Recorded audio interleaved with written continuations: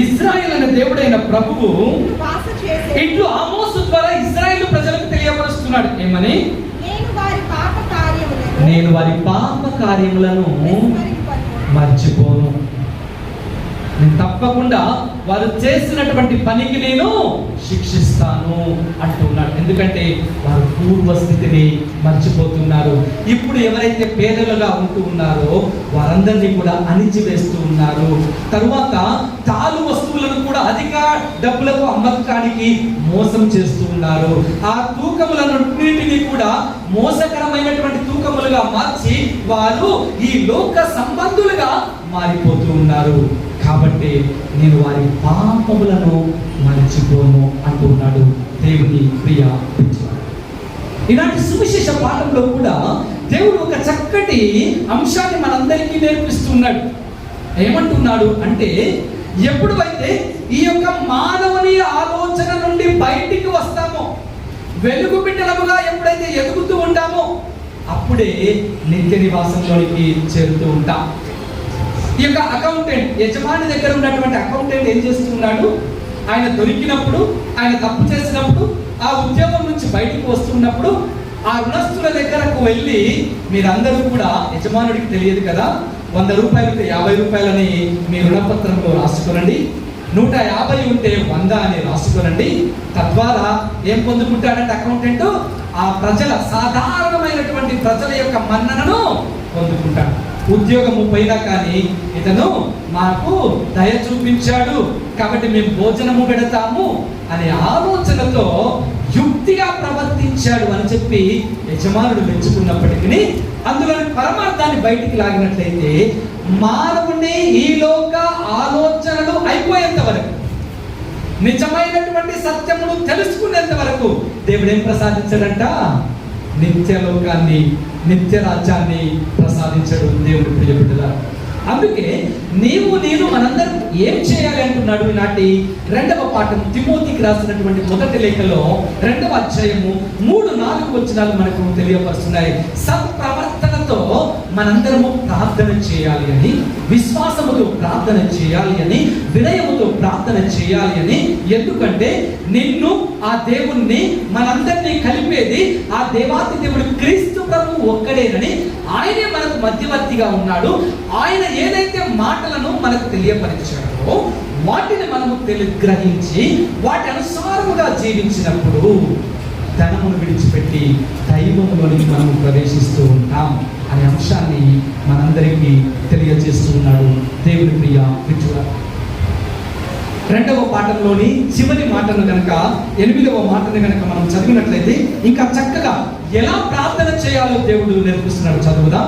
2వ పురుషులు క్రోధము గాని తర్కము గాని లేకుండా చేతులు మోచి భక్తితో ప్రార్థింపవలెను. ఎవరు ప్రార్థన చేయాలంటమ్మా? పురుషులు. ఈ వైపు ఎలా ఉండాలంట? దేవాలయంలో ఎక్కువగా ఈ వైపు అవ్వడాలి. ఏ వైపు అవ్వడుతుంది? ఈ వైపు అవ్వడుతుంది. కానీ బాధ్యత, ప్రార్థించే బాధ్యత ఎవరిది? పురుషులది. ఎలా ప్రార్థన చేయాలంట? చేతులు మోడ్చి, చేతులు జోడించి. పురుషులు కుటుంబం కోసము ప్రార్థన చేయాలి. అప్పుడు ఆశీర్వాదం దొరుకుతూ ఉంటుంది.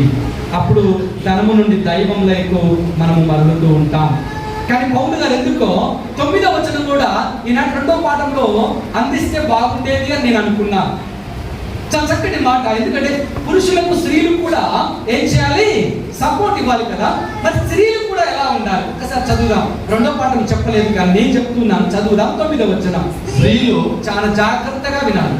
స్త్రీలు తమ దుస్తుల విషయంలో వివేకముతో మర్యాదస్తులుగా సక్రమముగా దుస్తులు ధరింపవాలని నా వాంఛ. వారు చిత్ర విచిత్ర మూలగు జడలను, బంగారు ఆభరణములను, ముత్యములను, మిగుల విలువైనవి వస్త్రములను ధరింపక దైవభక్త గల వారమని చెప్పుకోలు స్త్రీలకు తగినట్లు. దైవవర్తమానముగా అంటే భర్తలు లేదా పురుషులు చేతులు మోడ్చి ఏకంగా ప్రార్థన చేస్తున్నారు. వారికి తగ్గట్టుగా మనము కూడా, స్త్రీలు కూడా ఎలా ఉండాలంట? అలాంటి దైవవర్తనతో, వినయముతో పురుషులతో ఏకీభవించి ప్రార్థన చేయాలి. దేవుని ప్రియ. అప్పుడే మనము ఆ నిత్య నివాసంలోనికి అర్హులము కాగలుగుతూ ఉంటాం. మీరు చాలా గమనించండి.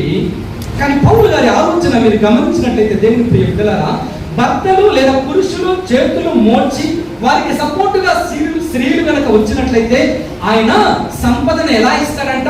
పొంగి పొరడు పాత్ర వలె మీకు అందిస్తారు.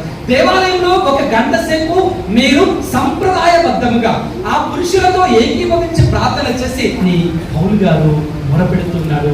దేవుని ప్రియ కావాలనే నీవు నేను మన యొక్క రూట్ మర్చిపోకూడదు.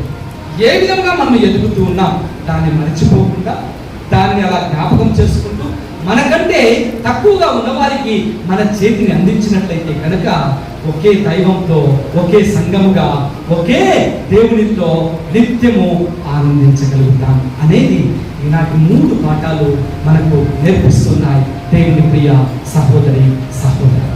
కాబట్టి మనందరం కూడా దైవమా ఘనమా అని ఆలోచన చేస్తూ దైవం వైపునకు మొగ్గు చూపినట్లయితే అంతయు మనకు కావలసినవి అంతయు ఆయన మనకు అందిస్తాడు. అందుకే ఆయనకి ఏం పేరు తెలుసా? యెహోవా ఈరే, అన్నీ సమకూర్చువాడు.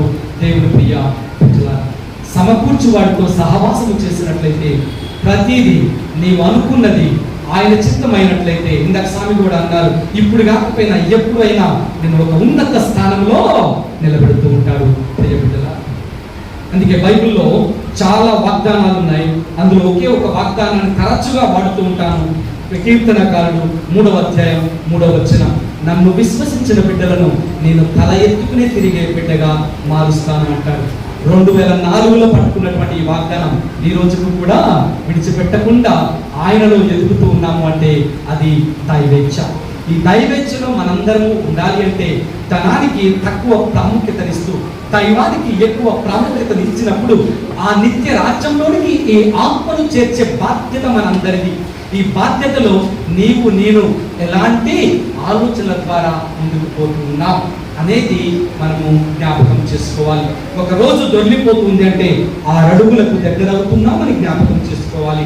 6 అడుగులకు దగ్గర అవుతున్నాము అంటే లోకంలోని ఆలోచనలు తగ్గించుకుంటూ దైవం వైపునకు మన ఆలోచనలు మలుచుకుంటూ ఆ ఆత్మను దైవానికి అంకితం చేసే భాగ్యమును, వరప్రసాదమును మనందరికీ దయచేయమని ఈ దివ్య బలి పూజలో ప్రార్థించుకుందాం.